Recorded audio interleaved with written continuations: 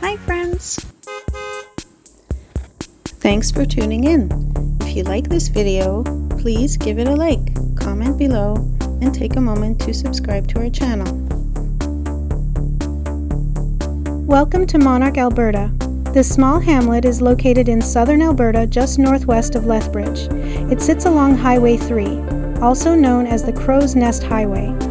Monarch is surrounded by flat prairie land with wide open fields and views of the Rocky Mountains in the distance on clear days. Monarch was first established in the early 20th century as a stop along the Canadian Pacific Railway.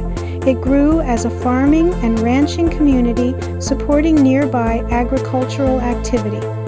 The town was named Monarch after a nearby coal mine, the Monarch Mine, which was once an important part of the local economy. Over time, the coal industry declined and the community became more focused on farming. Today, Monarch remains a quiet, rural place with a few streets, homes, and small businesses. While it is small, Monarch has a long connection to Alberta's early railway and mining history, and it continues to be part of the region's strong farming landscape.